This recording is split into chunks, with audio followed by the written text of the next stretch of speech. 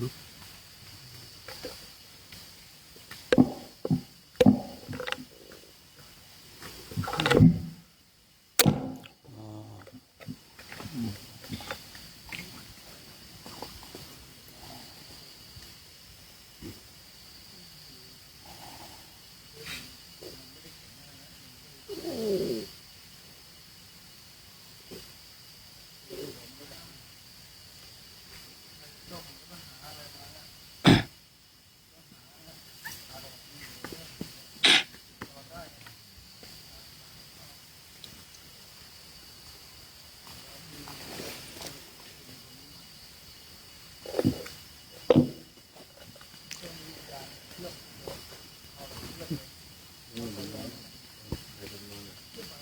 ะได้สุขสวัสดีในช่วงภาคเช้าของวันนี้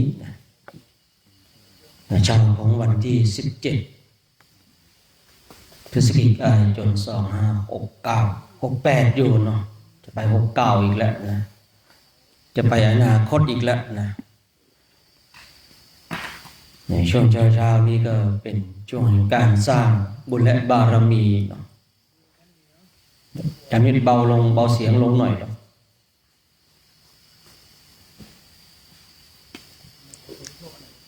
ตัวสีน้ำเงิน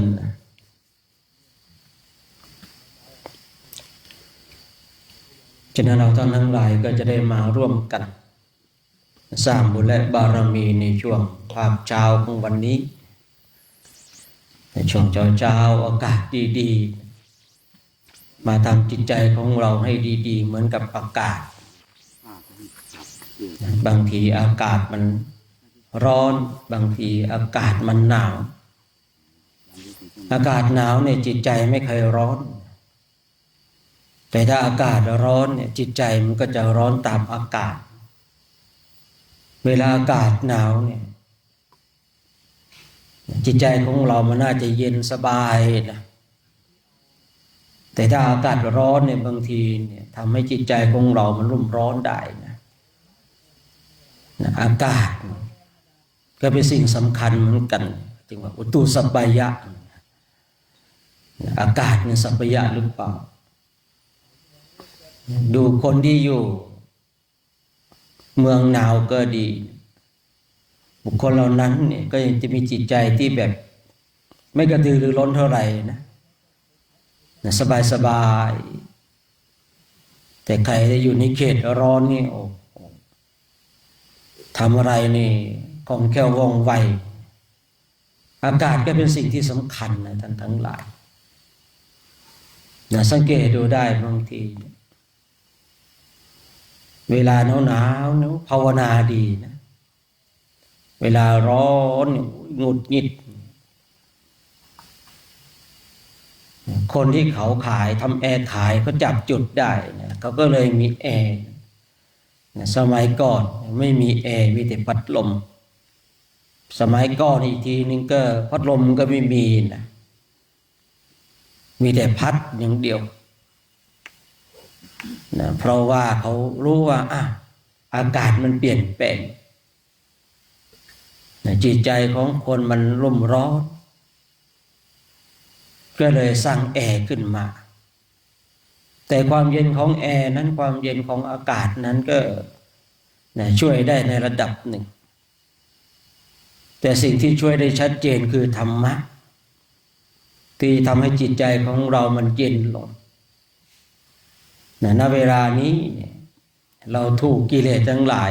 ร้อนด้วยไฟโทสะร้อนด้วยไฟโมหะร้อนด้วยไฟราคะสิ่งเหล่านี้แอร์จะเย็นขนาดไหนพัดลมจะเย็นขนาดไหนไม่สามารถจะดับไฟแห่งราคะโทสะโมหะได้สิ่งที่จะมาดับความร้อนแห่งราคะโทสะโมหะได้คือธรรมะที่พระพุทธเจ้าทรงตรัสไว้คราวนี้ธรรมะที่พระพุทธเจ้าทรงตรัสไว้พระองค์ทรงตรัสเพื่อนำพาสัตว์ออกจากห้วงวัฏฏะสงสารธรรมะพระองค์ที่พระองค์ทรงตรัสไม่ได้ธรรมะให้เราหมกมุ่นอยู่กับโลกแ แต่เป็นธรรมที่นำพาให้สัตว์ทั้งหลายออกจากวัฏสงสารบุคคลใดฝึกฝนอบรมสามารถเข้าใจในธรรมะและมีธรรมะอยู่ในใจย่อมดับไฟแห่งราคะโทสะโมหะที่อยู่ในใจได้เราต้องยอมรับความเป็นจริงนะว่าณเวลานี้เราถูกไฟทั้งหลายมันกำลังเผาอยู่ในจิตในใจของเราไฟแห่งราคะบ้างไฟแห่งราคะเนี่ยบางทีเราก็เห็นบางทีเนี่ยคนอายุ60 70 80ราคะยังมีอยู่นะเพราะว่ามันไม่ได้เกิดจากกายนะมันเกิดจากใจนะมันเคยถามบางทีนะหลวงปู่บางทีนะอายุ60 70 80เลยเป็นยังไงบ้างคิดอยากจะสึกไหมอยากจะไปเหมือนกัน60 70 80อยากจะไปเหมือนกันเลยนะมีทุกอย่างอยู่แล้วยกเว้นเมียก็ว่างั้นนะทุกอย่างมีหมดแล้วนะยกเว้นเมียก็ว่างั้นเนี่ยคือกิเลสทั้งหลายเนาะไม่ได้อยู่ที่กายอยู่ที่ใจแต่ว่ากายนี่ก็เป็นตัวส่งเสริมให้กิเลสมันเกิดขึ้นฉะนั้นเราเนี่ยต้องเอาธรรมะมาดับดับกิเลสที่อยู่ในใจของเราในแต่ละวันเนี่ยเรามีโอกาสได้มาฝึกฝนได้มาอบรมกันช่วงเช้าสายบ่ายเย็นช่วงสายบ่ายค่ำเรามาร่วมกันเรากำลังถูกไฟแห่งราคะโทสะโมหะมันเผาที่ใจของเรานี่เลยเผาที่อื่นเราก็ต้องทำเรียกว่าดับไฟในใจของเราให้ได้ใครดับได้ก่อนคนนั้นก็สบายก่อนใครดับไม่ได้คนนั้นก็ต้องทุกข์ต่อไปต้องทนกับไฟแห่งราคะโทสะโมหะอีกต่อไปอย่างที่ได้กล่าวเมื่อสักครู่เนี่ยไฟทั้งหลายกิเลสทั้งหลายนี่นะมันอยู่ที่ใจนะไม่ได้อยู่ที่กายฉะนั้นเราจะทำอย่างไรให้ไฟที่อยู่ในใจของเรามันดับลงได้ขึ้นอยู่กับตัวของเราเองนะแนวทางวิธีการมีแล้วตัวเส้นทางมีให้เดินแล้วขึ้นอยู่กับตัวของเราเองว่าเราจะเดินในตามเส้นทางที่จะนำพาให้เราออกจากวัฏสงสารหรือเปล่าตรงนี้ขึ้นอยู่กับตัวของเราเองนะเส้นทางมีอยู่ผู้ที่เดินในเส้นทางจะมีหรือเปล่านี่คือสาระสำคัญถ้าเส้นทางมีอยู่เราไม่เดินเราก็ไปไม่ถึงจุดหมายปลายทางแต่เส้นทางมีอยู่แต่มีผู้ที่เดินทางบุคคลนั้นย่อมถึงจุดหมายปลายทางได้อย่างแน่นอนฉะนั้นเรามีโอกาสพระพุทธเจ้าทรงทางเส้นทางนี้ให้กับเราท่านทั้งหลายถึงแม้ว่าเส้นทางนี้มันจะไม่ราบเรียบก็ตาม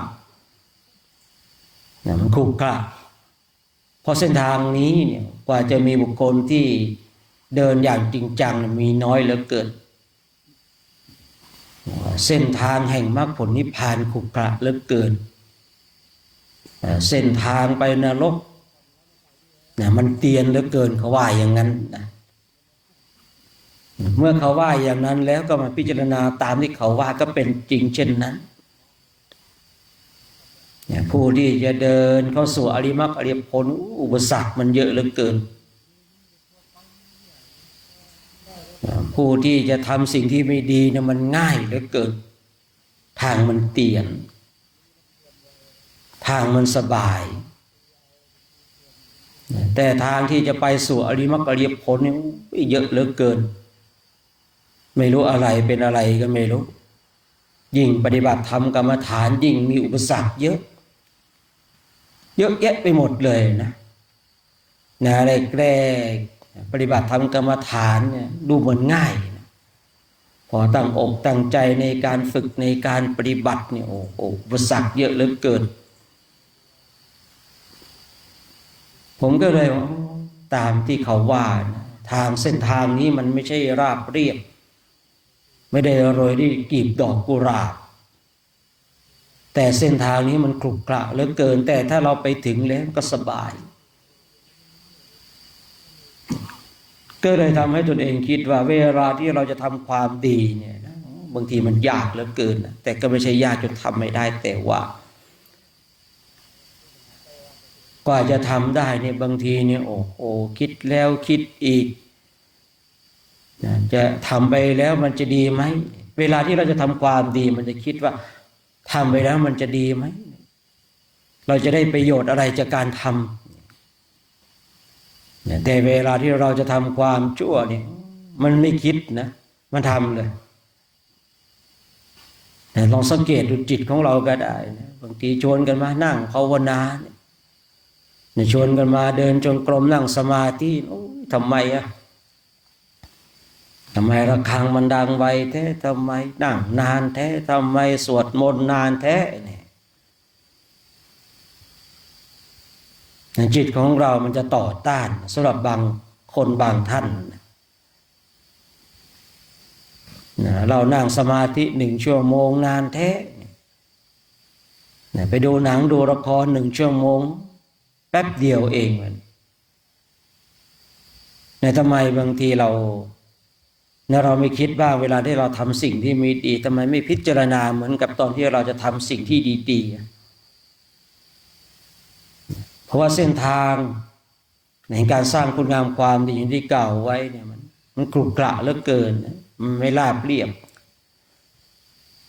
เพราะคนเดินในเส้นทางนี้มีน้อยนักเส้นทางที่ไปนรกเนี่ยมันเตียนเหลือเกินเพราะอะไรเนี่ยเส้นทางนี้มีคนเดินมากเหลือเกินใครๆก็พูดง่ายๆว่าดูจากการกระทำนะดูจากการกระทำก็จะไหลไปสู่นรกกันคนที่ไปนรกนี่มีมากเหลือเกินเส้นทางมันเลยเตียนเหมือนกับเราเนี่ยดูง่ายๆนะวันนี้เรามากางเต็นท์กันเส้นทางที่เราเดินเนี่ยเข้าไปในเต็นท์ของเราเนี่ยยังไม่ดีเลยวันนี้อีกสัก2-3 วันเดินถ้าเราเดินอย่างเป็นประจำเนี่ยมันจะราบเรียบบริเวณที่เราอยู่ก็จะสะอาดเพราะเราเดินอย่างเป็นประจำเหมือนกันเส้นทางลงนรกนั้นเนี่ยคนมันเดินไปกันเยอะมันเลยราบเรียบมันเลยง่ายแต่เส้นทางที่จะเข้าสู่อริยมรรคอริยผลเนี่ยมีน้อยนักทีนี้ขึ้นอยู่กับตัวของเราท่านทั้งหลายเองว่าเราจะเดินในเส้นทางไหนเส้นทางที่เราเดินนั่นคือจุดหมายปลายทางของเราเส้นทางที่เราเลือกเราเลือกในสิ่งใดเนี่ยเราก็จะมีจุดหมายปลายทางในสิ่งนั้นถ้าเราเลือกในเส้นทางของอริยมรรคอริยผลจุดหมายปลายทางก็อริยมรรคอริยผลแต่ถ้าเราเลือกที่จะไปอบายในเส้นทางที่เราทำนำไปสู่เราเป็นสหายของสัตว์นรกเราก็จะมีจุดหมายปลายทางที่เป็นอะไรเป็นอบายทุกสิ่งทุกอย่างขึ้นอยู่กับตัวของเราเองว่าเราจะเลือกในเดินในเส้นทางไหนฉะนั้นในเช้าวันนี้ก็ฝากไว้ให้เราท่านทั้งหลายกันได้มาร่วมกันคงจะพร้อมคงจะครบกันแหละเนาะคงจะพร้อมคงจะครบกันเดี๋ยวเราท่านทั้งหลายก็จะได้ร่วมกันร่วมกันทำวัดสวดมนต์เจริญจิตตภาวนากันเอาให้บุญมีนำทำกันแล้วกันวันเช้านี้แหละเอาไม้ตัวนั้นมาไม่แปลนะ จะเปลี่ยนหมุนเวียนกัน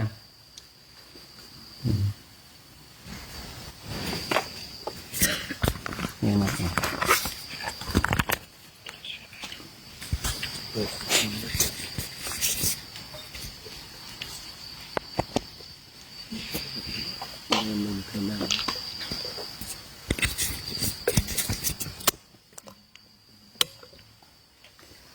ในญาติโยมที่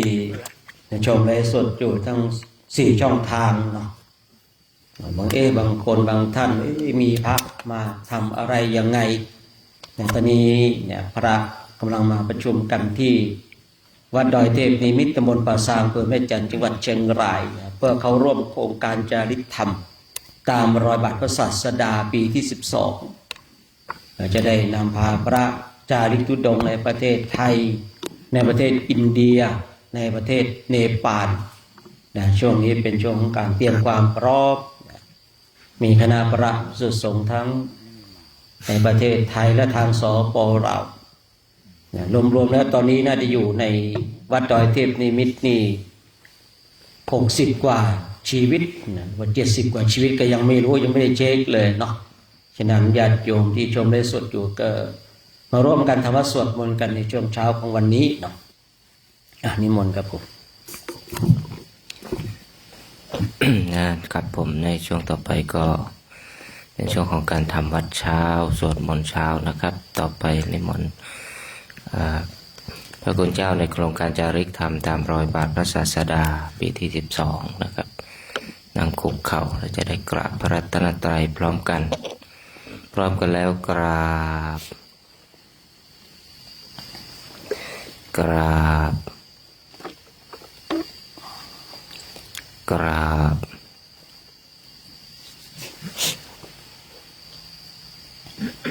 ับเช้านี้กับผมก็ขอโอกาสคณะสงฆ์ในการเป็นต้นเสียงทำวัดเช้า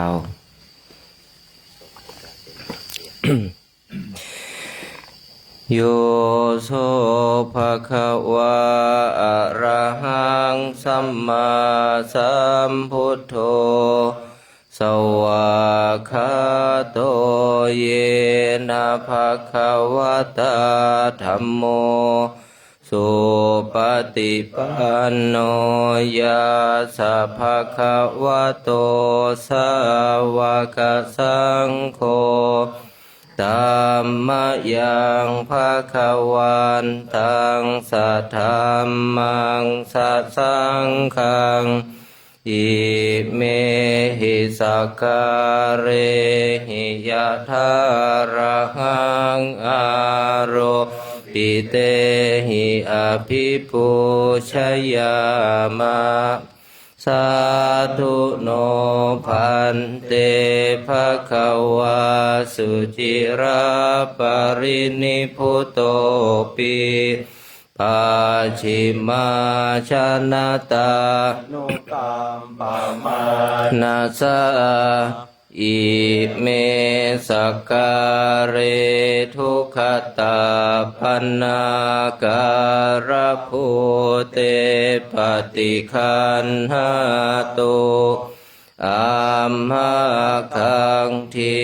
คารตังหิตายะสุขายะอะระหังสัมมาสัมพุทโธภะคะวะ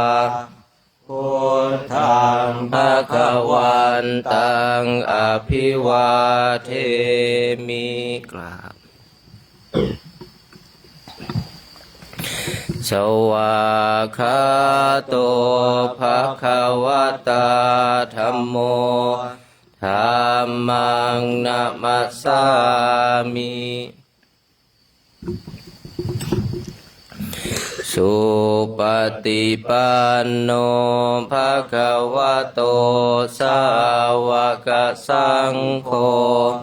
สังฆังนามามิ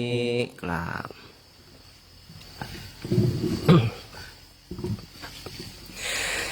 หันธรรมยังพุทธัสสะภะคะวะโตปุพพาคณมการังกโรมาเสนะโมตัสสะภะคะวะโต อะระหะโตสัมมาสัมพุทธัสสะนะโมตัสสะภะคะวะโตอะระหะโตสัมมาสัมพุทธัสสะนะโมตัสสะภะคะวะโตอะระหะโตสัมมาสัมพุทธัสสะหันธรรมยังพุทธาภิทุติงกโรมาเสโยโสตถาคะโตอะระหังสัมมาสัมพุทโธวิชาจารณะสัมปันโนสุขโตโลกวิทูอานุตตโรปุริสธรรมมาสารติ สัทธาเทวมนุสานังพุทโธภควาโยอิมังโลกังสัทเทวกังสัพมา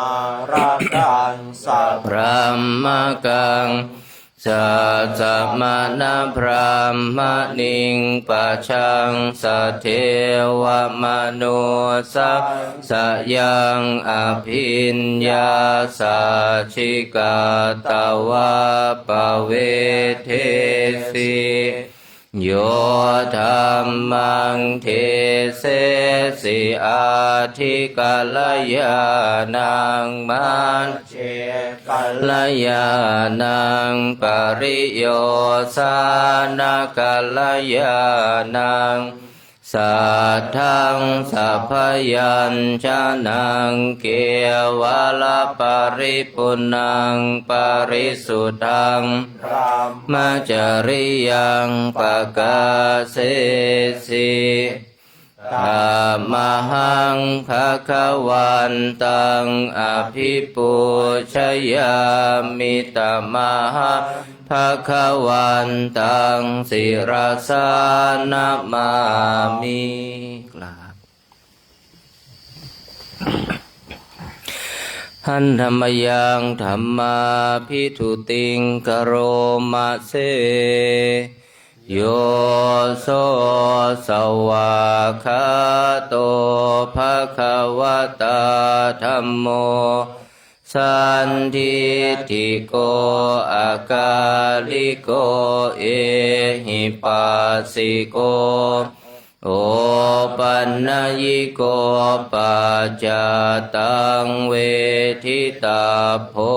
วินโยหิตามหังธรรมังอภิปูชยามิตามหังศิรสานามามิกล่าวหันธรรมยังสังฆาภิทุติงกโรมาเสโยโสสุปฏิปันโนภะคะวะโตสาวกสังโฆอุชุปฏิปันโนภะคะวะโตสาวกสังโฆญาญาปฏิปันโนภะคะวะโตสาวกสังโฆสามีจิปฏิปันโนภะคะวะโตสาวกสังโฆญาทิทังจัตตาริปุริสายุคานิอัตถปุริสปุคะลาเอสะภะคะวะโตสาวกสังโฆอาหุนายโยปาหุนายโยทักขินายโยอัจฉริการณิโยอนุตตรังปุญญเขตังโลกัสสะ ตัมหังสังฆังอภิปูชยามิตัมหังสังฆังศิรสานะมามิกราบ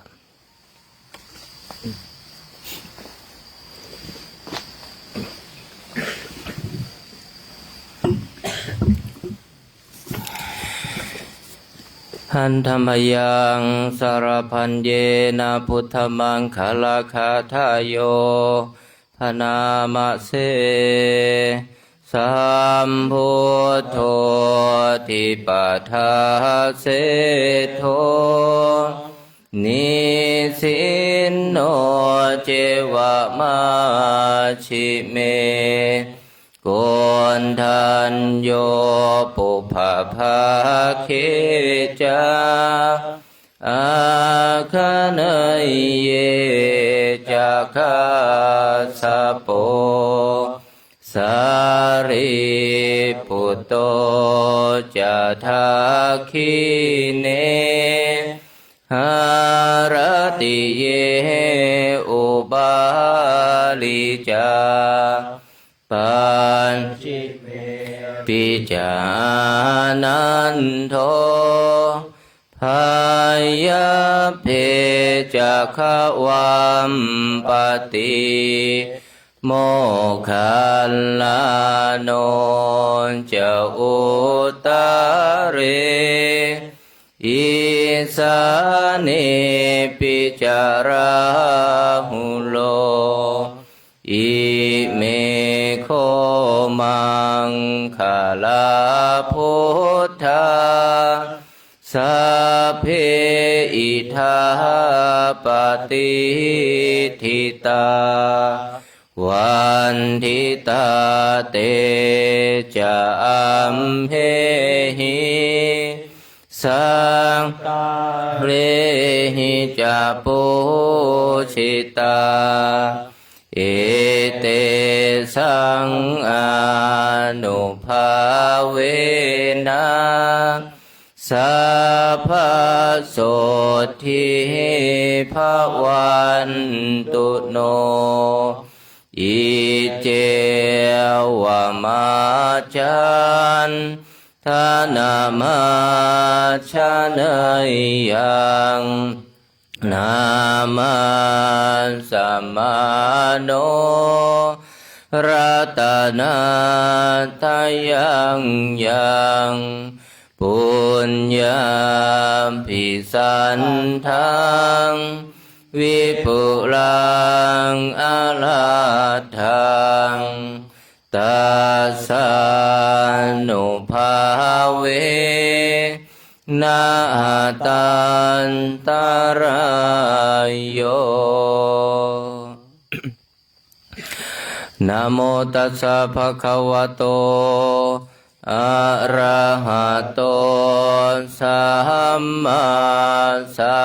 มพุทธัสสะนะโมตัสสะภะคะวะโตอะระหะโตสัมมาสัมพุทธัสสะนะโมตัสสะภะคะวะโตอะระหะโตสัมมาสัมพุทธัสสะ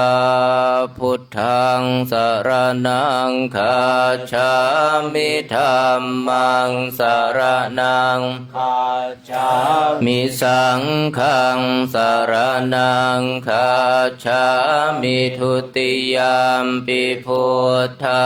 สรณังคัจฉามิทุติยามปิธัมมังสรณังคัจฉามิทุติยามปิสังฆังสรณังคัจฉามิตติยามปิพุทธังสรณังคัจฉา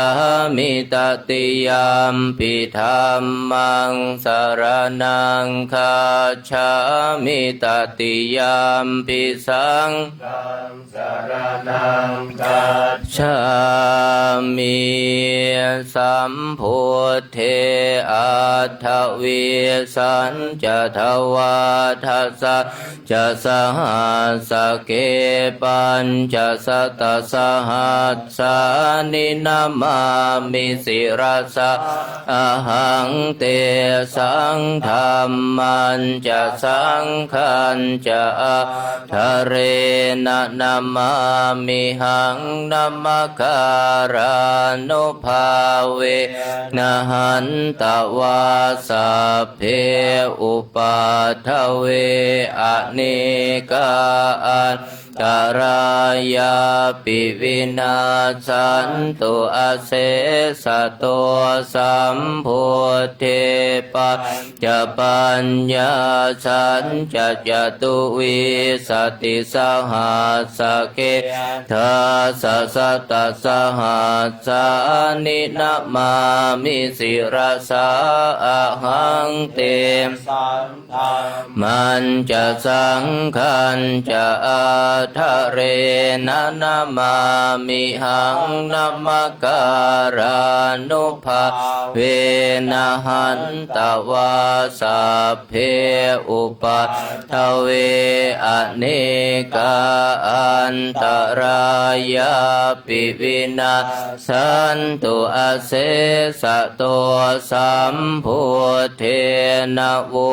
ตรสเตอาทะจตาริสัสหัสสะเกวิสติสัตตสหัสสานินามามิสิรัสสะอะหังเตสังธรรมันจะสังขัสจะอาทะเรนะนามามิหังนัมมการานุภาเวนะหันตวาสัพเพอุปัฏฐเวอเนกาอันตรายาปิวินาสันตุอาเสสะโตนะโมอะระหะโตสัมมาสัมพุทธัสสะมะเหสิโนนะโมอุตตมะธัมมาสัสสวะคาตาเสวะเตนิทานะโมมหาสังฆัสสะปิวิสุทธัสสิลทิฏฐิโนนะโมโอมาตยาระทัสสะรัตนาตยาสัสสะทุกังนะโมโอมกาติตัสสะตัสสะวัตถุตยาสปินะโมการะปะภะเวนะวิคาชันตุปาทวานะโมการะเวนะสุวัตถิโหตุสัพพทานะโมการะสะเตเชนะวิธิมหิโหมิเตชวาอาเสวนาจะภาลานะบัณฑิตานันจะเสวนาปูชาจะบูชนียานังเอตัมมุตตมังปฏิรูปเทสวาโสจะปุเพจะกตปุญญาตาตัสสัมมาปณิทิจะเอตัมมังคะละมุตตมังพาหุสัจจันจะสิปัญจวินโยจะสุสิขิโตสุภาสิตาจยาวาจาเอตัมมังคะละมุตตมังมาตาปิตุอุปัฏฐานังพุทธทาระสังฆโหอนาคุลาจะกัมมันตาเอตัมมังคะละมุตตมัง นันจะธรรมจริยาจยาตกานันจะสังฆโหอนาวาชานิกรรมนิเอตัมมังคลมัวตมังอารติวิรติปามาชปานาจะสัญญโมอาปมาโทจะธรรมตัมมังคลมัวตมังคารโวจะนิวาโตจะสันตุทิจะกตะ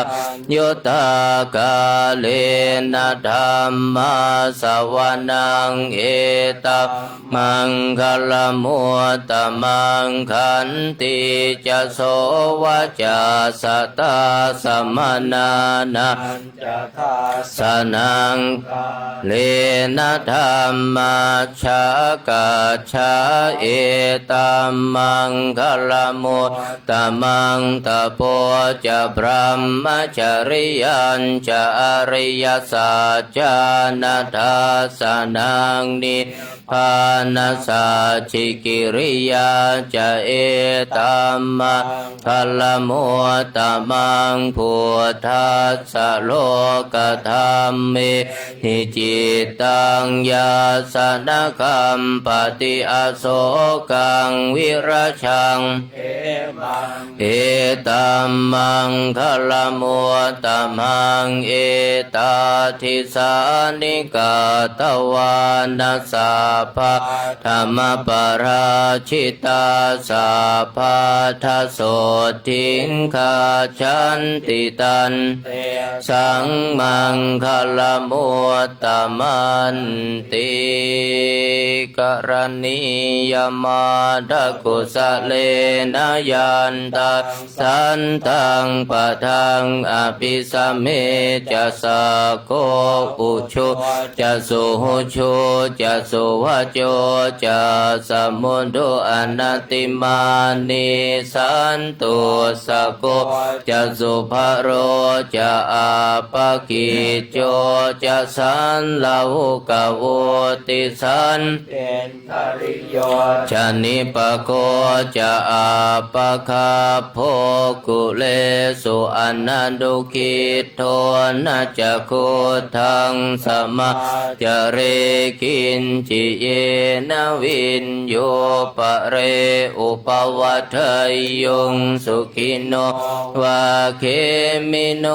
โหนตุสัพเพสันตุสุขิตาตานะเกจิปานะโพตติตาสาวะทาวราวะอนาวเสสะจิขาวะเยมหันตาวามะชิมาราสกาอนุกทุลาทิทาวะเยจะอาทินจะทุเรวชันติอวิทุเรภูตาวะสัมภเวสีวาสัพเพสัตตาภวันตุสุขิตาทานปโรปรังนิโกเพทนาติมันเยทกาทจินังกิจิพยโรสนาปฏิฆะสัญญานัญญมัญญาสดุขมิชัยยมาตายะธานิยังปุตตังอายุสาเอกปุตตมนุราเคเอวัมปิสาภพุนสัมภาวะเยอปริมาณังเมตัญจะสัพพะโลกาสมิงมานะสัมภาวะเยอปริมาณังอุทังอโทจติริยัญจะอสัมพัน เว พรังอัสสะปะตังติทันจะรังนิสินโนวาสยาโนวายาวตาสวิคตมิโทเอตาสติงอทิทยพรหมเมตังวิหารังอิตัมมะหุติทินจะอนุปคัมมศิลวาทาสเนนะสัมปันโนกะเมสุวินัยเขทังนะหิชาตุขาภัสยัง โพธเร ติติเอวเมสุตังเอกังสมัยยังภควาภารนัสสิยังรติอิสิปตะเนมิขทาเยตตะระโคภควาปัญจวัคคีเยภิกขุอามันเตสิทเวเมภิกขเวอันตาปาภชิเตนะนะเสวิตาภายโยจะยังกาเมสุกามสุขันลิกาโนโยโคหิโนคัมโมโปตุชนิโกอนาริโยอนาถสันหิโตนยังอาตะกิลมัฏฐานโนโยโคทุกโคอนาริโยอนาถสันหิโตเอเตเตภิกขเวอุโภอะเตอนุปคัมมะมัชฌิมาปฏิปทาตถาคเตนะอภิสัมพุทธาจะขุกรณียานกรณีอุปสัมมายะอภิญญายะสัมโพธายะนิพพานายะสังวาตติกตมาจะสัพพิกเวมาชิมาปฏิปทาน ตาคเตนะอภิสัม พุทธาจักขุกรณียานกรณีอุปสัมมายะอภิญญายะสัมโพธายะนิพพานายะสังวาตติอายะเมวะอริโยอัตถังคิโกมาโคสัยยะทิทังสัมมาทิฏฐิสัมมาสังกัปโปสัมมาวาจาสัมมากัมมันโต สัมมา อาชีวสัมมาวายาโมสัมมาสติสัมมาสมาธิอายังโคสัพพิกเวมาชิมาปฏิปทาตถาคเตนะอภิสัมพุทธาจะขุกรณียานกรณีอุปสัมมายะอภิญญายะสัมโพธายะนิพพานายะสังวาตติอิทังโคปนะภิกขเว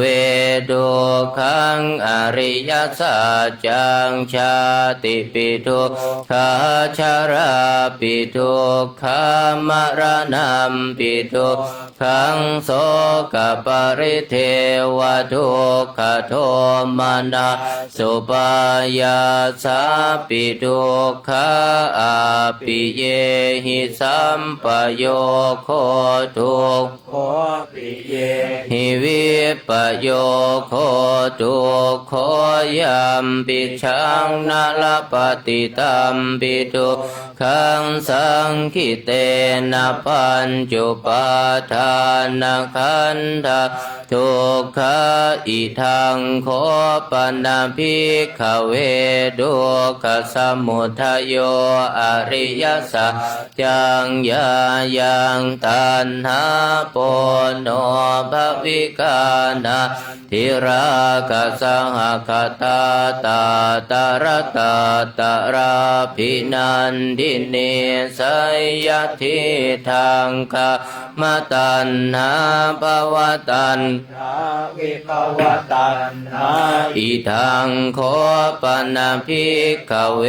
ทุกขนิโรธอริยสัจจังโยตัสสะเยวตัณหายะเสสวิราคนิโรธจักโคปฏินิสักโคโมติอนาลโยอิทังโคปนะภิกขเวทุกขนิโรธคามินีปฏิปทาอริยสัจจังอายะเมวะอริโยอาทังคิโกมาโคสัยยทิทาสัมมาทิฏฐิสัมมาสังกัปปะสัมมาวาจาสัมมากัมมันโตสัมมาอาชีวสัมมาวายาโมสัมมาสติสัมมาสมันติทังทุกขังอริยสัจจันติเมภิกขเวปุเพอนันโนสุเตสุธัมเมสุจักขุงอุทธปาทิญาณังอุทธปาทิปัญญาอุทธปาทิวิชชาอุทธปาทิอาโลโกอุทธปาทิตังโคปนิทังทุกขังอริยสัจจังปริญญายันติเมภิกขเวปุเพอนันโนสุเตสุธัมเมสุจักขุงอุทธปาทิญาณังอุทธปาทิปัญญาอุทธปาทิวิชชาอุทธปาทิอาโลโกอุทธปาทิตังโคปนิทังทุกขังอริยสัจจังปริญญาตันติเมภิกขเวปุเพอนันโนสุเต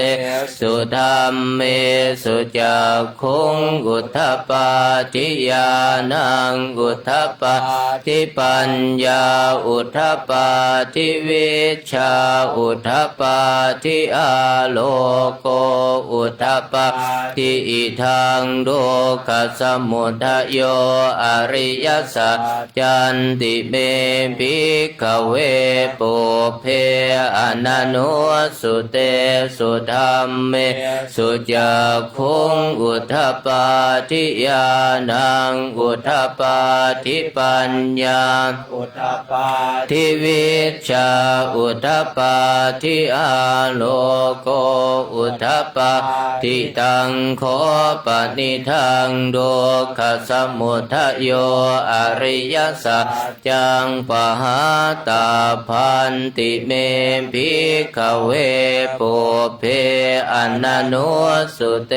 สุธัมเม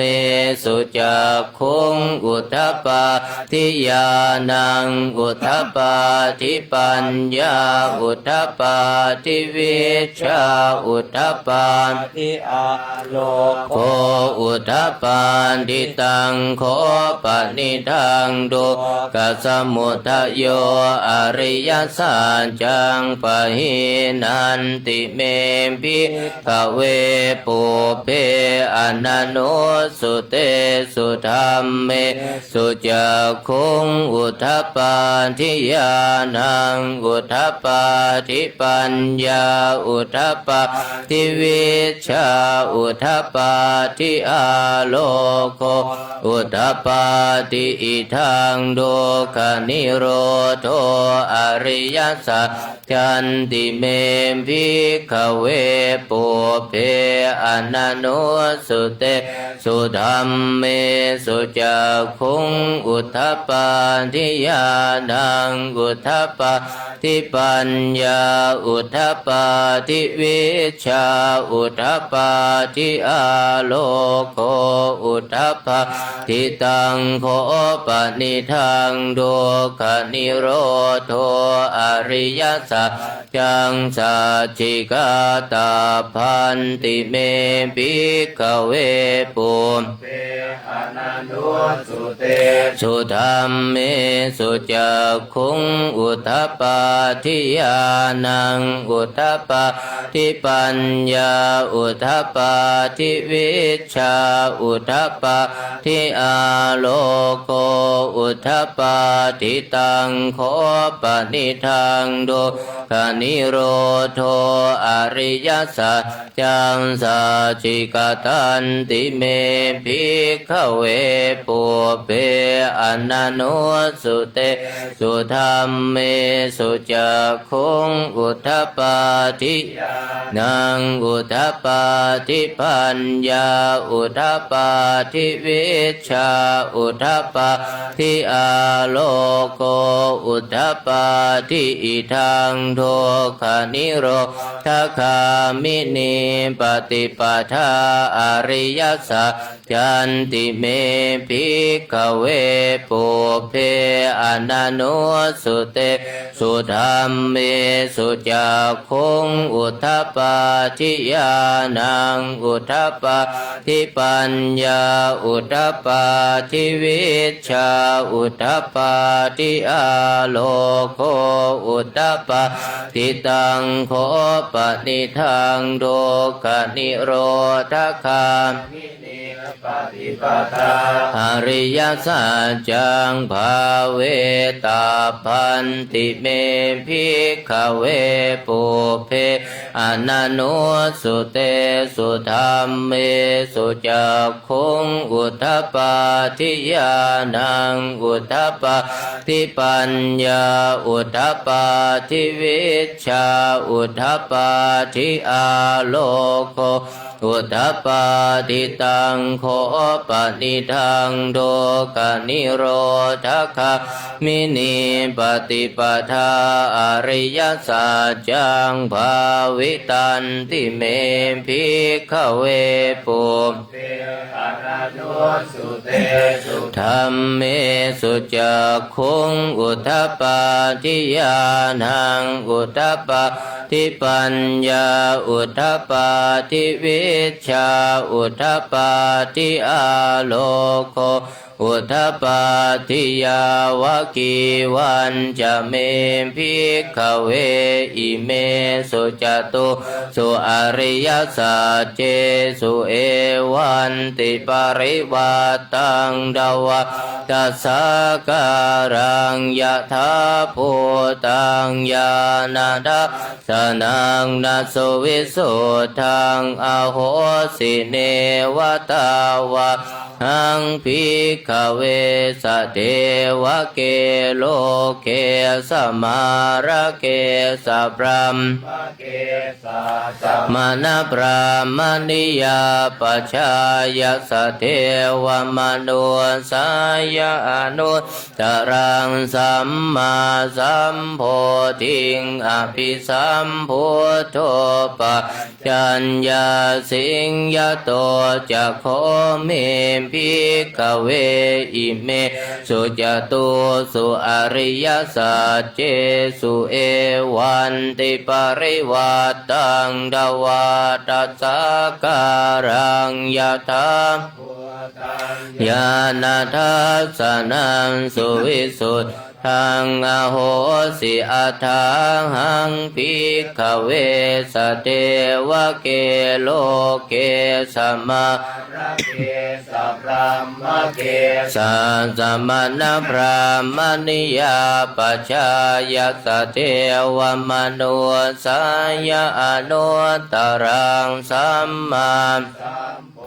ทิงอภิสัมพุทโธปัจจัญญาสิงญาดัญจะปนะเมสนังอุทธปาจิอาโกปาเมวิโมติอายมันติมาชาตินาตินิปุนาภวติอิธัมมโวจะภควาอาตมนาปัญจวัคคียาภิกขุภควโตอภินันทุงอิมาสมินจะปนะเวยากรณาสมิงภยมานิอายาสมโตโกนทัญญาสวิราชังวิตมลังธรรมจักขุงอุทธปาทิยังกิจิสมุทัยธรรมังสัพพันตังนิโรธธรรมันติปวัตติเตจะภควตาธรรมจักเกภูมันสัทธมนุสาเวสุงเอตัมภควตาภารานัสสิยาติสิปตะเนมิกทาเยอนุตตรังธรรมจักกังปวัตติตังอาปฏิวัติยังสมเนนวาพระมเนนวาเทเวนวามาเรนวาพระมุนาวาเกนจิวาโลกสมินติภูมานังเทวานังสัทธังสุตวาจาตุมหาราชิกาเทวาสัทธมนุสาเวสุตุมหาราชิกานังเทวานังสัทธังสุตวาตาวติงสาเทวาสัทธมนุสาเวสุงตาวติงสานังเทวานังสัทธังสุตวายามาเทวาสัทธมนุสาเวสุงยามานังเทวานังสัทธังสุตวาตุสิตาเทวาสัทธมนุสาเวสุงตุสิตานังเทวานังสัทธังสุตวานิมมานรติเทวาสัทธมนุสาเวสุงนิมมานรตินังเทวานังสัทธังสุตวาปรนิมมิตวสวัตติเทวาสัทธมนุสาเวสุงปรนิมมิตวสวัตตินังเทวานังสัทธังสุตวาพระมปริชาชาเทวาสัทธมนุสาเวสุงพระมปริชาชานังเทวานังสัทธังสุตวาพระมปโรหิตาเทวาสัทธมนุสาเวสุงพระมปโรหิตานังเทวานังสัทธังสุตวามหาพระมาเทวาสัทธมนุสาเวสุงมหาพระมานังเทวานังสัทธังสุตวาปริตาภาเทวาสัทธมนุสาเวสุงปริตาภานังเทวานังสัทธังสุตวาอัปปมานาภาเทวาสัทธมนุสาเวสุงอัปปมานาภานังเทวานังสัทธังสุตวาอาภัสราเทวาสัทธมนุสาเวสุงอาภัสรานังเทวานัง สัทธังสุตวาปริตสุภาเทวาสัตตมนุสสาเวสุงปริตสุภานังเทวานังสัทธังสุตวาอัปปมาณสุภาเทวาสัทธมนุสสาเวสุงอัปปมาณสุภานังเทวานังสัทธังสุตวาสุภกินนากาเทวาสัทธมนุสสาเวสุงสุภกินนากานังเทวานังสัทธังสุตวาเวหาภลาเทวาสัทธมนุสสาเวสุงเวหาภลานังเทวานังสัทธังสุตวาวิหาเทวาสัทธมนุสสาเวสุงอวิหานังเท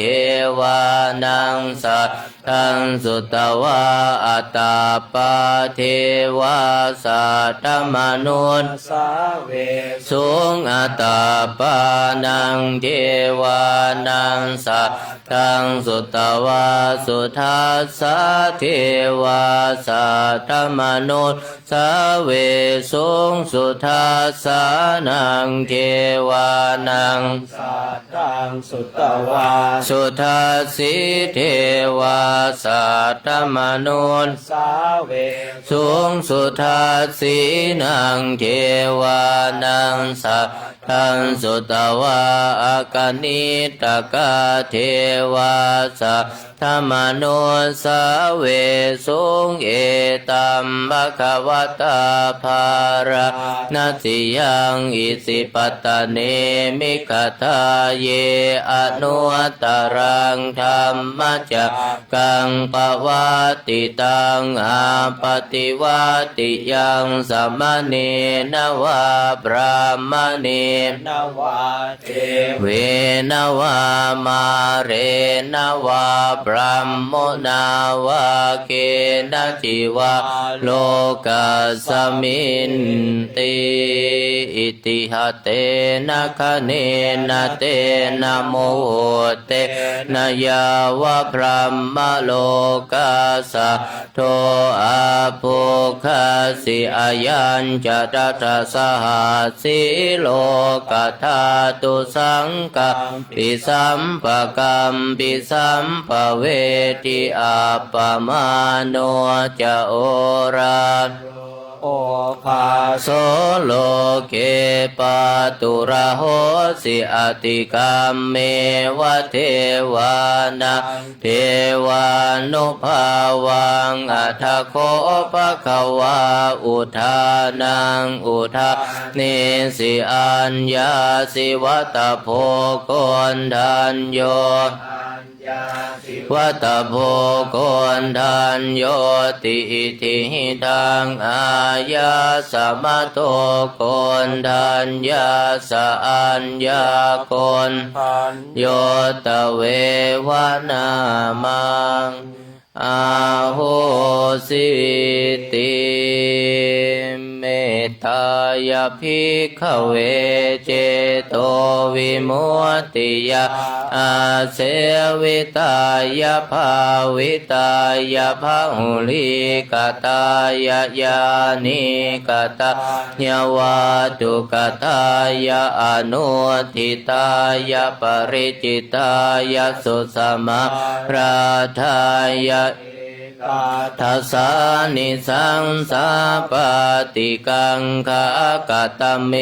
เอกาทัสสะสุขังสุปฏิสุขะปฏิภูชตินาปาปะกังสุปินังปัสสติมนุส สานังปิโยโหติอมนุสานังปิโยโหติเทวตาราคันตินาสอาคิวาวิสังวาสัตกรรมติตุวตังจิตังสมาธิยติโมขวะโนวิปัสสิทติอสัมมุลลโหการังกโรติอุตริอาปติวิชันโตพระมโลกุปโคโหติเมตตายภิกขเวเจโตวิมุตติยาอาเสวิตายาภาวิตายาภาหุลิกตายายานิกตายาวะทุกตายาอนุทิตายาปริจิตายาสุสมาราชายาอิเมเอกาทัสสานิสังสาปันติกังคติธรรมโวจะภควาอาตมนาเตภิกขุภควโตภาสิตังอภินันทุนติหันธรรมยังตังคณิกปัจเจเวคณาปาทังพนามาเสปฏิสังขายโยนิโสจิวรังปฏิเสวามิยาวะเทวาสิตัสสะปฏิฆาตายะอุณหัสสะปฏิฆาตายะทังสมะกัสสวะตาตปัสสิริงสัพพสัมผัสสานังปฏิฆาตายะยาวะเทวาหิริโกปินาปฏิชาธนาทังปฏิสังขายโยนิโสบินดาปาตังปฏิเสวามิเนวะทวายานมัทายานมันดานายานวิภูสนายา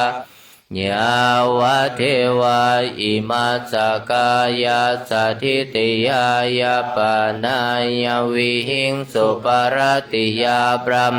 จริยานุขหายาอิติปุรานันจะเวทนังปฏิหังคามินวันจะเวทนังนาอุปาเทสามิยะตาราจะเม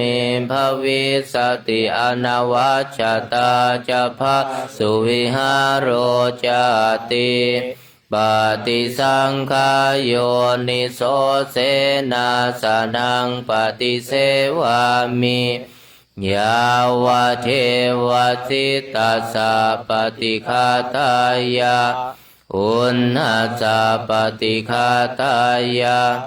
ทังสมะกัสสวะตาตปัสสิริงสัพพสัมผัสสานังปฏิฆาตายะยาวะเทวาอุตุปริสยวิโน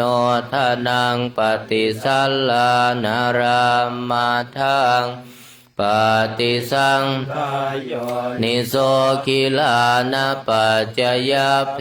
สัชชะปริคารังปฏิเสวามิยาวะเทวาอุปันนานังเวยาภาติฆานังเวทนานังปฏิฆาตายะ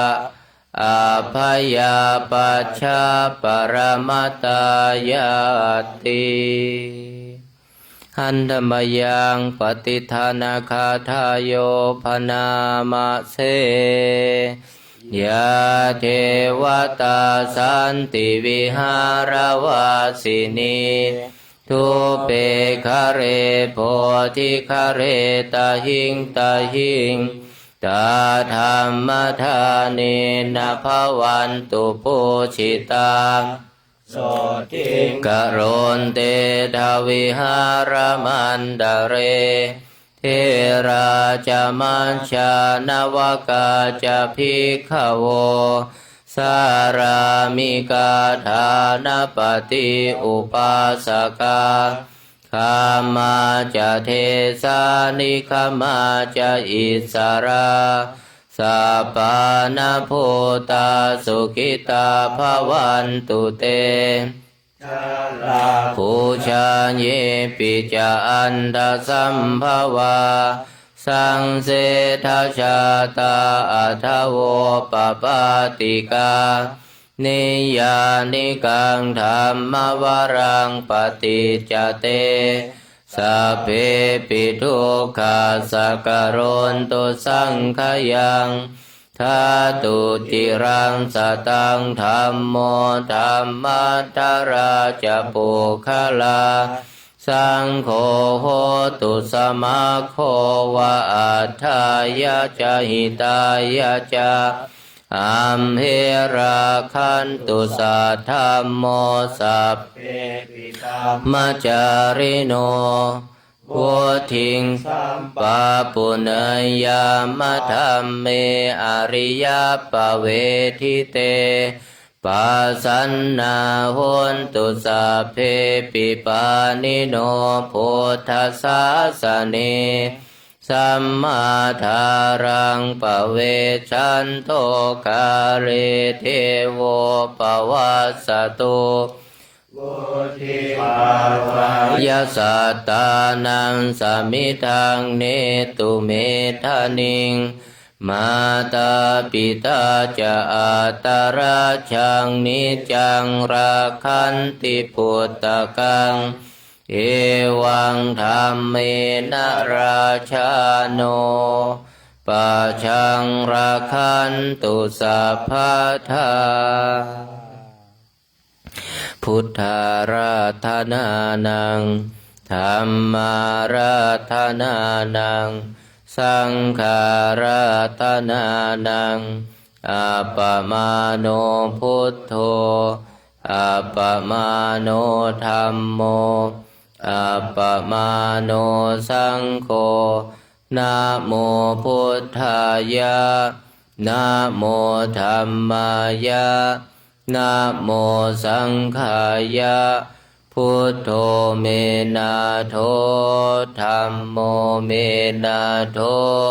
สังโฆเมนะโธพุทธบูชาธัมมบูชาสังฆบูชานิพพานะปัจจโยโหตุ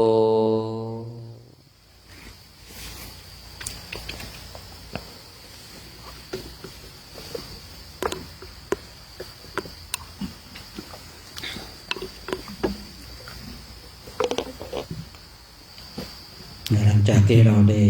ทำวัดสวดมนต์เสร็จเราก็จะได้นั่งบำเพ็ญเพียรภาวนากันนะให้เราจัดท่านั่งของเราให้เรียบร้อยนะทำขออนุโมทนาในจิตเจตนาอันเป็นมหาปุญมหากุศลกับในคณะพระภิกษุสงฆ์แล้วก็แม่ชีแล้วก็วาสิกาที่ประชุมพร้อมกันที่วัดดอยเทพนิมิตรขออนุโมทนาญาติธรรมที่ได้รับชมทางไลฟ์สดทั้ง4 ช่องทางบางคนบางท่านก็อาจจะแปลกใจว่าเช้านี้ทางวัดมีกิจกรรมอะไรยังไงต้องขอแจ้งให้ญาติธรรมทั้ง4 ช่องทางได้ทราบกันตอนนี้คณะพระภิกษุสงฆ์กำลังเตรียมความพร้อมเพื่อที่จะออกจาริกธุดงค์ในประเทศไทยประเทศอินเดียและเนปาลในโครงการจาริกธรรมตามรอยบาทพระศาสดาปีที่12วัดดอยเทพนิมิตรตำบลป่าซางอำเภอแม่จันทร์จังหวัดเชียงรายนำโดยพระเดชพระคุณหลวงพ่อพระครูธีรธรรมปราโมทย์ซึ่งเป็นประธานในโครงการซึ่งในปีนี้เองก็มีคณะพระภิกษุสงฆ์องค์สมณเณรพร้อมกับแม่ชีและอุบาสิกาอุบาสกมาประชุมพร้อมกันณเวลานี้ก็ประมาณ60-70 ชีวิต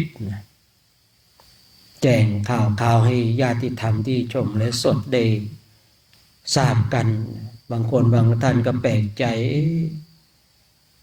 เมื่อมีพระมาประชุมกันเนี่ยมีการจัดงานปริวัติกรรมหรือเปล่าเลยเนาะเตรียมความพร้อมที่จะออกจาริกธุดงค์ฉะนั้นเราท่านทั้งหลายได้มีโอกาสได้มาร่วมกันสร้างบุญและบารมีกับคณะพระภิกษุสงฆ์องค์สมณเณรแม่ชีอุบาสกอุบาสิกาช่วงหน้าตอนนี้ไปเราก็จะได้มาบำเพ็ญเพียรภาวนากันมาฝึกจิตฝึกใจของเราให้ได้รับความสงบมาทำจิตใจของเราให้เบิกบานทำตัวของเราให้เป็นผู้รู้ผู้ตื่นผู้เบิกบานเดินตามรอยพระพุทธเจ้าของเราท่านทั้งหลายการเจริญจิตภาวนานั้นสิ่งสำคัญที่ย้ำบ่อยๆพูดกันบ่อยๆคือสติสัมปชัญญะสติสัมปชัญญะจำเป็นที่ต้องพูดกันบ่อยๆแต่ถ้าเราขาดสติขาดสัมปชัญญะเมื่อไหร่ทำทั้งหลายก็ไม่ปรากฏยิ่งเราท่านทั้งหลายเข้ามาอยู่ในขอบเขตของพระพุทธศาสนาเราจะต้องมาเข้าใจและเรียนรู้มาชัดเจนในเรื่องการเจริญจิตตภาวนาสิ่งอื่นๆไม่เก่งไม่เป็นไรท่านทั้งหลายแต่สิ่งหนึ่งที่เราจะต้องเก่งและชำนาญคือการเจริญจิตตภาวนาเราอาจจะไม่เก่งทางด้านปริยัติตรงจุดนี้ไม่เป็นไรขอให้เรารู้และเข้าใจในธาตุในขันธ์ของเราก็เพียงพอแล้วปริยัติเราไม่เก่งไม่เป็นไรแต่เราก็ต้องรู้มีแนวทางแต่สิ่งที่เราต้องเก่งเลยและชำนาญเลยคือการเจริญจิตตภาวนามาเท่าทันจิตของเราที่มันเกิดขึ้นตั้งอยู่และดับไปมาเข้าใจสิ่งที่มันเป็นทุกข์สิ่งที่มันเป็นสุขในปัจจุบันนี้เราไม่ต้องไปขวนขวายโหยหาความทุกข์ความสุขที่เป็นอดีตหรือว่าเป็นอนาคตบางคนบางท่านนั้นโหยหาดิ้นรนหาความสุขที่เป็นอนาคตบางคนก็ไปแสวงหาไปดิ้นรนไปไขว่คว้าความทุกข์หรือว่าความสุขที่ผ่านมาแล้วในอดีตถ้าเราเป็นเช่นนี้ถือว่าเราต้องมาฝึกฝนอบรมให้มากแต่ถ้าเราเข้าใจสิ่งที่เป็นปัจจุบันธรรมจิตเวลานี้เป็นเช่นไรเราเข้าใจเราเท่าทันกำหนดรู้ได้ชัดเจนนั่นแสดงว่าเรารู้จักในการภาวนามันต้องเท่าทันด้วยนะท่านทั้งหลายจึงจะใช้คำว่าเราเข้าใจเราชำนาญในการเจริญจิตตภาวนาอย่างที่ได้กล่าวเมื่อสักครู่นี้ว่าเราไม่เก่งปริยัติไม่เป็นไรแต่พอให้เราได้รู้ในธาตุในขันธ์ในรูปในนามของเราว่ามีอะไรรู้และเข้าใจในอริยสัจสี่ในทุกข์ในสมุทัยในนิโรธมรรคเพียงเท่านี้ก็เพียงพอแล้วต่อยอดอีกนิดนึงคืออนิจจังทุกขังอนัตตาที่ขาดไม่ได้เลยรู้เพียงเท่านี้ด้านปริยัติก็เพียงพอที่จะนำพาให้เราออกจากวัฏสงสารได้ผมจึงกล้าพูดว่าเราไม่เก่งด้านปริยัติไม่เป็นไรเพราะว่าแต่ละคนแต่ละท่านนั้นมีวาสนาบารมีที่แตกต่างแต่บางคนบางท่านนั้นเก่งด้านปริยัติก็ดีจะได้นำมาปฏิบัติให้ได้ชัดเจนคือถ้าเราเป็นผู้ที่ศึกษาในพระไตรปิฎกเราจะชัดเจนและเข้าใจในคำพูดของผมเลยว่า เราไม่เก่งด้านปริยัติไม่เป็นไรเพราะในสมัยครั้งพุทธกาลนะเอาพระอรหันต์ก่อนนะพระอรหันต์เองก็ไม่ได้เก่งด้านปริยัติทุกรูปทุกองค์นะแม้แต่พระในสมัยครั้งพุทธกาลที่ยังไม่ได้เป็นพระอรหันต์ก็ไม่ได้เก่งด้านปริยัติทุกรูปก็มีบางรูปเท่านั้นเองที่เก่งนะรูปที่เก่งเพราะท่านมีวาสนาบารมีสะสมมาในเส้นทางของด้านปริยัติมาก่อนมีสิ่งหนึ่งที่จะต้องเก่งคือการเจริญจิตตภาวนานะเราจะต้องรู้เราจะต้องเข้าใจเท่าทันนะสิ่งที่มันเกิดขึ้นตั้งอยู่และดับไปในจิตของเราณเวลานี้จิตของเราเป็นเช่นไรนะมันทุกข์นะเราก็ต้องรู้กำหนดรู้ทุกข์นั้นนะมันสุขนะเราก็ต้องรู้และกำหนดสุขนั้นว่าเป็นเช่นไรนะเมื่อเราเท่าทันชำนาญในการฝึกจิตนะเราก็จะเก่งเราก็จะเท่าทันนะฝึกฝนอบรมไปชำนาญนั่งปุ๊บจับดูจิตนั่งดูจิตปั๊บเลยเรียกว่าชำนาญในการฝึกจิตนะเมื่อเราชำนาญในการฝึกจิตแล้วคนนี้เองกิเลสทั้งหลายไม่สามารถที่จะเข้ามาครอบงำจิตของเราได้เมื่อกิเลสทั้งหลายไม่สามารถจะเข้ามาครอบงำจิตของเราได้ที่ผมเคยพูดบ่อยๆว่า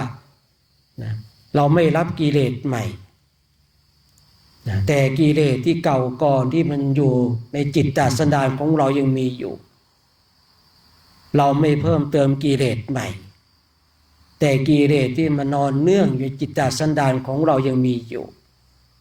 คราวนี้เป็นหน้าที่ของตัวของเราเองที่จะต้องมาสะสางพูดง่ายๆว่าเราไม่เพิ่มเติมกิเลสแต่เรากำลังจะทำลายกิเลสหรือว่าละกิเลสที่มันนอนเนื่องอยู่จิตตสันดานของเราจะใช้คำว่าทำลายก็ได้จะใช้คำว่าละก็ได้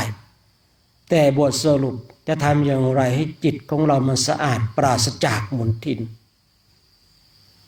คำพูดที่ว่าใช้คำว่าละหรือว่าทำลาย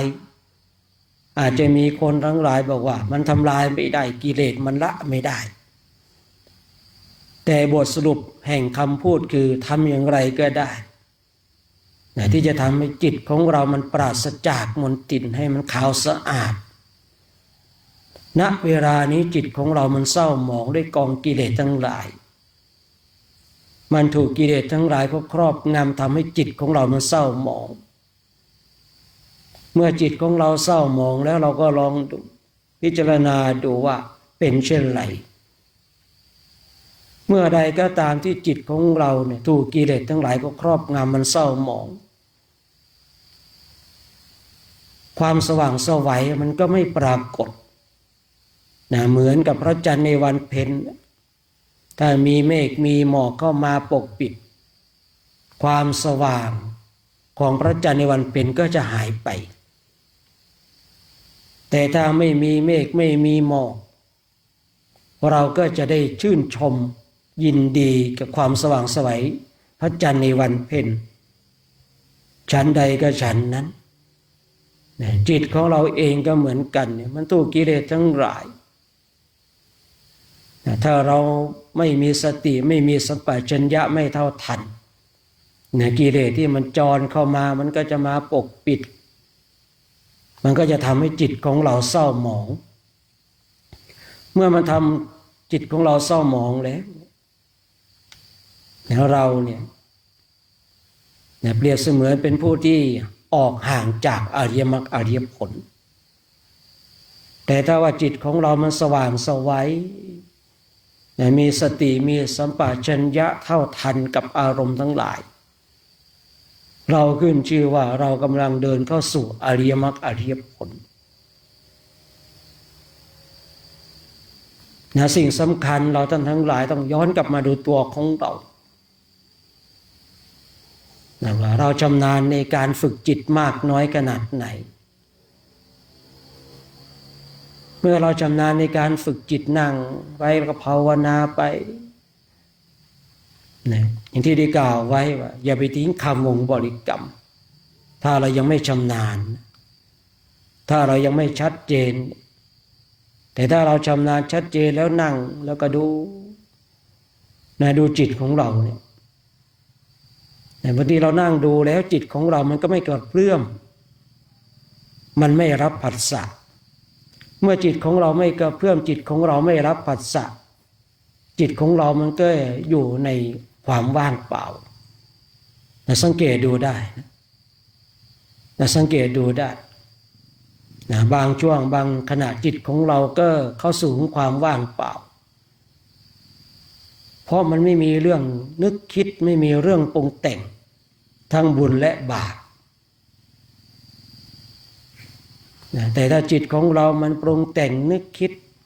ในเรื่องบุญในเรื่องบาปอันนี้มันเริ่มมีแล้วจิตมันไม่ว่างแล้ว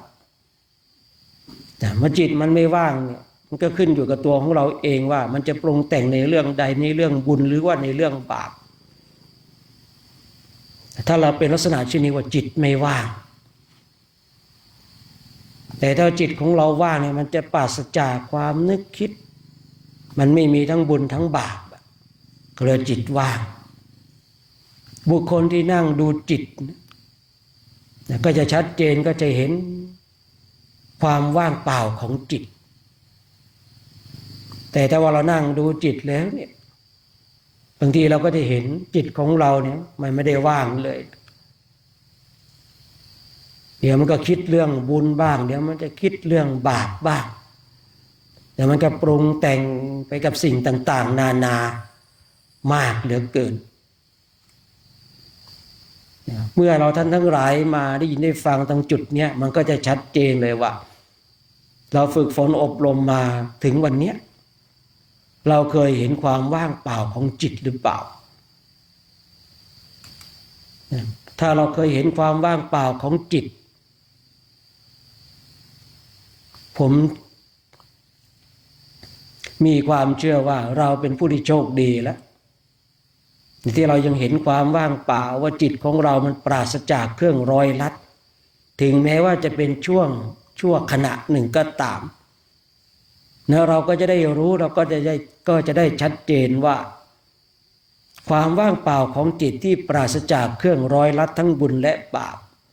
ทั้งหลายนั้นเป็นเช่นไรทีนี้เราก็จะเห็นข้อแตกต่าง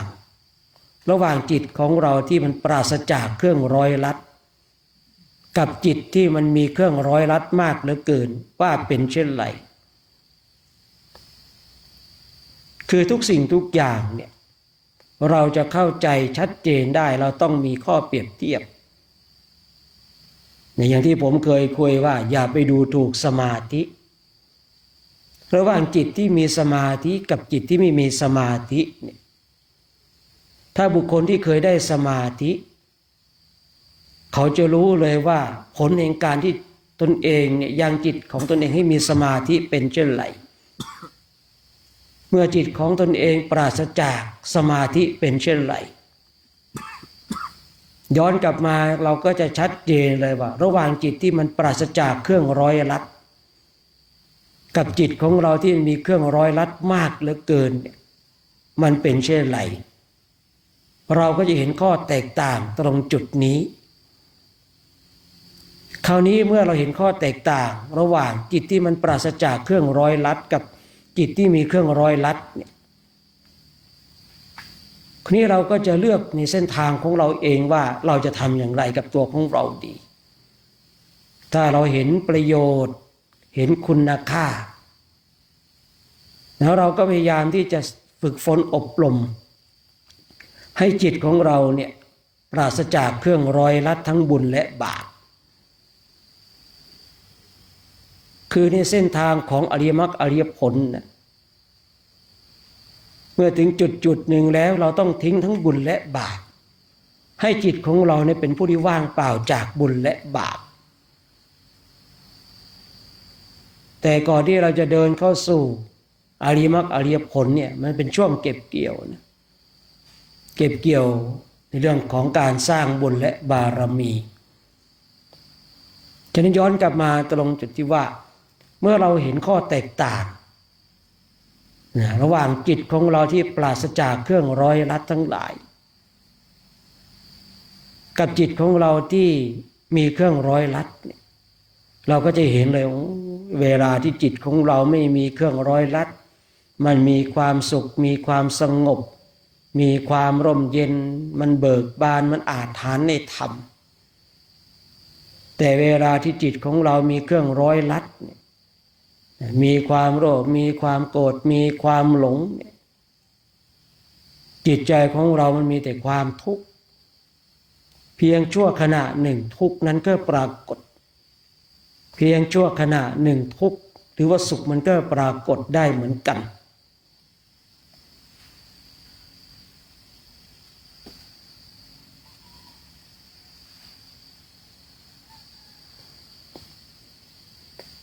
ฉะนั้นเราท่านทั้งหลายมีโอกาสที่จะได้มานั่งดูจิตดูใจของเรามาภาคเพียรพยายามทำอย่างไรก็ได้ทำให้จิตของเรามันว่างมันเปล่ามันสงบมันเบิกบานคืออย่างที่ผมได้กล่าวเมื่อสักครู่นี้ว่าคือเมื่อเราเห็นข้อแตกต่างแล้วเนี่ยเราก็จะชัดเจนพูดง่ายๆว่าจิตที่มันหนักกับจิตที่มันเบาเนี่ยเราจะทำให้จิตของเราเป็นเช่นไรทำให้มันหนักก็ได้ทำให้มันเบาก็ได้มันขึ้นอยู่กับตัวของเราเองถ้าเราอยากให้จิตของเรามันเบาปราศจากเครื่องร้อยลัดนะเราต้องวางนะสิ่งที่มันหนักลงแต่ถ้าว่าเราเนี่ยชอบอกชอบใจกับการถือของหนักนะเราก็ต้องแบกต่อไปเราก็ต้องยึดต่อไปนะฉะนั้นในเช้าวันนี้ผู้พูดเองก็ยุติการใช้เสียง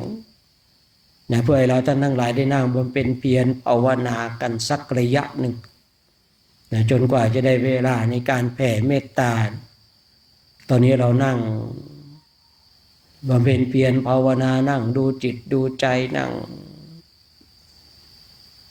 เช็คจิตของตนเองว่าเป็นเช่นไรนะ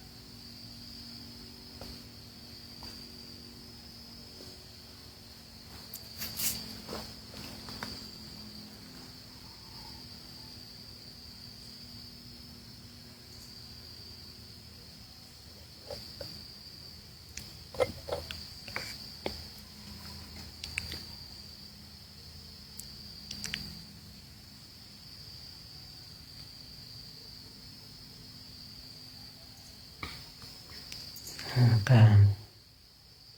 เจริญจิตตภาวนาในช่วงนี้ก็สมควรแก่เวลาให้เราท่านทั้งหลายทำความสึกตัวพร้อมน้อมจิตน้อมใจจิตที่เป็นบุญเป็นกุศลเราจะได้ร่วมกันแผ่เมตตาให้กับสรรพสัตว์ทั้งหลายที่เป็นเพื่อนทุกเกิดแก่เจ็บตายของเราเปิดหนังสือไปหน้าที่98นะบทแผ่เมตตาแผ่เมตตามันเหมือนกันนะ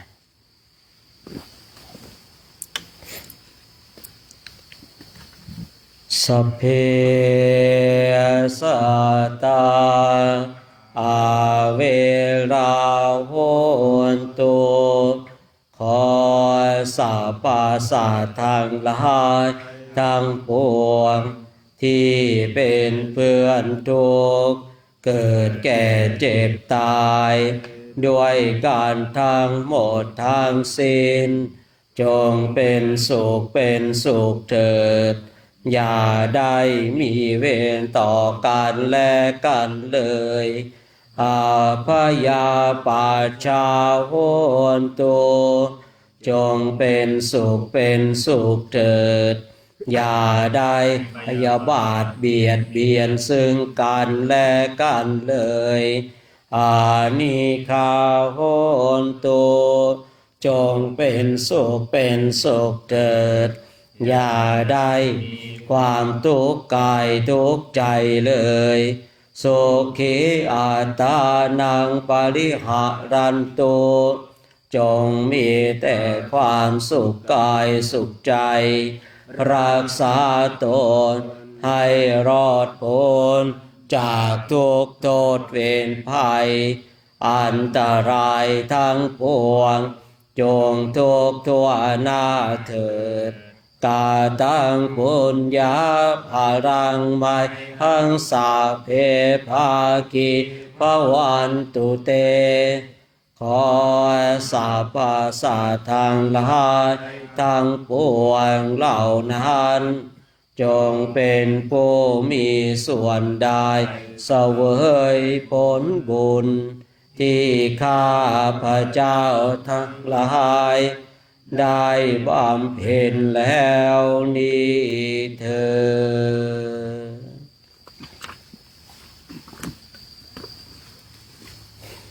ในเช้านี้ก็ต้องขออนุโมทนาบุญกุศลกับเราท่านทั้งหลายทุกคนทุกท่านที่มาร่วมกันสร้างบุญบารมีกันนะในช่วงภาคเช้าของวันนี้นะซึ่งในช่วงภาคเช้านี่เวลามีไม่มากเท่าไหร่นะในหลังจากที่เราได้กราบไหว้พระเสร็จนะเราก็ข้ามไปดูน้ำปะนะเนาะน้ำปะนะนะดูน้ำปะนะน้ำชากาแฟ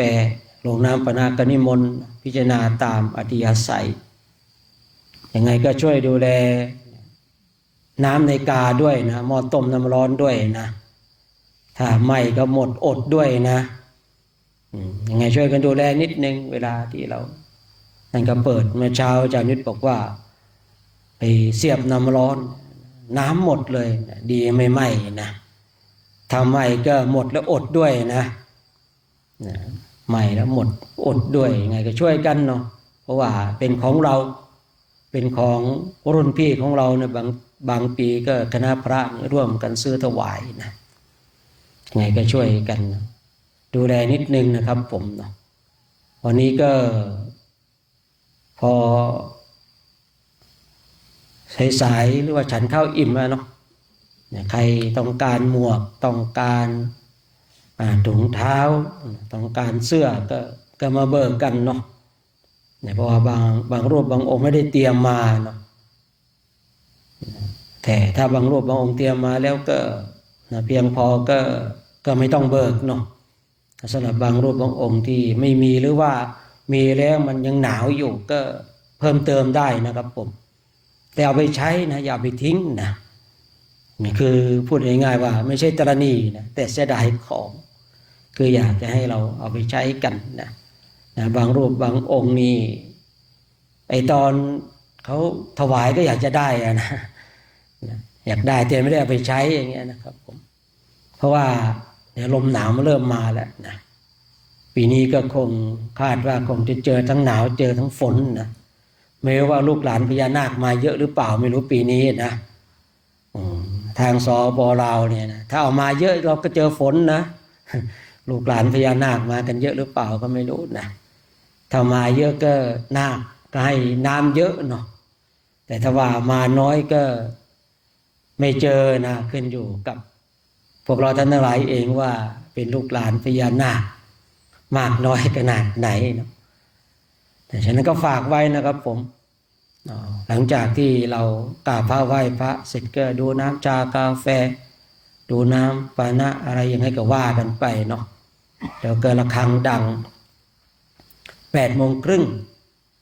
ระฆังดัง8:30น.เราก็เอาบาตรมาเลยนะเตรียมบาตรเตรียมผ้าปูนั่งของเรามานะ8:45 น.เราก็จะทำว่าสวดมนต์แหละนะทำว่าสวดมนต์แปลในช่วงภาคเช้าก่อนที่จะฉันนะครับก่อนที่จะฉันคือ8:30 น.ระฆังดังเนี่ยนะคือเราคือพูดง่ายๆว่าต้องเตรียมความพร้อมอยู่ตลอดเวลา8:45 เราก็จะทำว่าสวดมนต์กันแม่ชีไม่ต้องมาเด้อแม่ชีไม่ต้องมานะห้ามมาโดยเด็ดขาดเลยนะช่วง8:00 เนี่ยนะห้ามมานะไม่ให้มานะถ้ามาแล้วพระอดนะ ที่ไม่ให้มาเนี่ยไม่ใช่ว่าจะขัดขวางในการสวดมนต์ไหว้พระนะแต่เป็นห่วงพระอย่าแม่ชีมาสวดมนต์กันนะพระอดเลยยุ่งเลยนะห้ามมาโดยเด็ดขาดนะ ไปช่วยทางนู้นก่อนเนาะแม่ชีเนาะฝากท้องไว้กับแม่ชีนะฝากท้องไว้กับแม่ออกนะก็ดูอะไรทำอะไรถวายพระก็ทำไปนะอาหารว่างไม่ต้องทำนะอาหารว่างนี่ไม่ต้องทำนะในแม่ชีก็วันนี้ฉันอาหารว่างนะครับจบเลยเนาะไม่ได้ฉันกันแล้วแม่ชีถวายอาหารว่างขึ้นมาเลยยุ่งเลยนะยังไงอาหารว่างไม่ต้องทำนะแม่ชีนะเอาอาหารที่มันมีนะเอาอาหารที่มันมีนะอาหารว่างไม่ต้องทำนะโอ้ว่างเปล่าแล้วพาปฏิบัติธรรมกรรมฐานแล้วนี่ฉันของว่างกันแล้วกันอาจารย์ จบข่าวเลยนะ8:30 ระฆังดังนะ8:45นะเราก็จะทำว่าสวดมนต์แล้วก็จะตักอาหารพิจารณาอาหารประมาณ10 โมงโดยประมาณนะช่วงระยะเวลาช่วงนี้ก็จะประมาณเนี้ยเนาะนะช่วงบ่ายเราก็คอยฟังอีกทีนึงว่าจะแจ้งข่าวอะไรยังไงเพราะว่าช่วงนี้เราเพิ่งเข้ามาสู่ที่ประชุมรวมพลกันก็ต้องมาเช็คความพร้อมกันในเรื่องของเอกสารแต่ช่วงเย็นนะช่วงเย็นในช่วงนี้ก็จะดังระฆังดัง6 โมงก่อนเนาะแต่ถ้าว่ามีการเปลี่ยนแปลงวันอื่นๆนะก็จะบอกนะก็จะบอกแต่ว่าคือเมื่อใดก็ตามถ้าเราได้ยินเสียงสัญญาณระฆังนั่นแสดงว่าพร้อมที่จะประชุมแล้วนะนี่ขึ้นอยู่กับมือระฆังนะว่าตีตอนไหนตีตอนเที่ยงคืนก็ต้องมาเที่ยงคืนนะไม่รู้นะผมก็ไม่รู้เหมือนกันว่ามือระฆังจะละเมอหรือเปล่าเมากาแฟหรือเปล่าเงี้ยนะเมาน้ำปานะอย่างเงี้ยมีอยู่ปีหนึ่งนะเที่ยงคืนก็ตีระฆังนะผมก็เพิ่งจะนอนเอนหลังระฆังดังเง่งเง่งเง่งเง่งผมก็ดูนาฬิกาเที่ยงคืนเฮ้ยทำไมตีระฆังอ่ะผมดูผิดครับโอ้เมากาแฟแต่ระฆังดังก็ต้องมานะครับเผื่อว่ามีเรื่องด่วนอะไรยังไงอย่างสมมติว่ามือระฆังตีระฆังผิดเวลาเนี่ยเราก็ต้องมาดูก่อนนะครับนะพอมาดูแล้วไม่มีอะไรก็กลับแต่อาจจะมีเรื่องด่วนในสิ่งหนึ่งสิ่งใดนะครับผมฉะนั้นเนี่ยระฆังดังเราก็ต้องมาประชุมพร้อมกันนะครับระฆังดังเมื่อไรเราต้องมาประชุมพร้อมกันแต่โดยปกติแล้วอาจารย์นเรศนี่ไม่เคยพลาดนะเคยเหมือนกันนะอยู่อินเดียเวลามันไม่เหมือนกับเนปาลคือเนี่ยเขาใช้ใน ดูนาฬิกาลืมปรับครับผมนะลืมปรับเลยตีระฆังพลาดไป เวลาของอินเดียกับเนปาลมันแตกต่างกันฉะนั้นก็พลาดน้อยนะแต่วันใดผมก็คิดพลาดบางก็ดีนะตีสองตีสามตีบ้างก็ดีเที่ยงคืนตีบ้างก็ดีนะจะได้ลุกมาภาวนานะมีคนปลุกมาภาวนาดีกว่าไม่มีคนปลุกนะฉะนั้นก็จะประมาณนี้เนาะนะตอนเย็นก็6 โมงนะในช่วงนี้ก่อนนะครับผมนะ6 โมงพอ6 โมงเราได้ยินเสียงสัญญาณระฆังด้วยอาจจะมาก่อนก็ได้นะมาก่อนเราก็มาประชุมพร้อมกันเนี่ยเราจะได้มาภาวนาสวดมนต์ไหว้พระเวลาเลิกไม่แน่นอนนะครับผมฉะนั้นเวลาเลิกไม่แน่นอนเนาะฉะนั้นในวันนี้ก็นะคงนะสมุยุติไว้เพียงเท่านี้ก็ขออนุโมทนาสาธุการกับคณะพระภิกษุสงฆ์องค์สมณเณรนะพร้อมกับแม่ชีและอุบาสกอุบาสิกาพร้อมกับคณะสัตยาญาติโยมที่นะชมเลสดอยู่ก็ต้องขออนุโมทนาสาธุการที่ท่านทั้งหลายได้มาร่วมกระสร้างคุณงามความดีในช่วงภาคเช้าของวันนี้บุญใดกุศลใดที่เราท่านทั้งหลายได้กระทำก็ขอให้บุญนั้นกุศลนั้นจะนำพาให้เรามีความสุขมีความสงบมีความร่มเย็นและท้ายที่สุดก็ขอให้ได้มรรค4ผล4นิพพาน1ทุกคนทุกท่านด้วยเถิดต่อไปเราจะได้กราบพระพร้อมกันเนาะ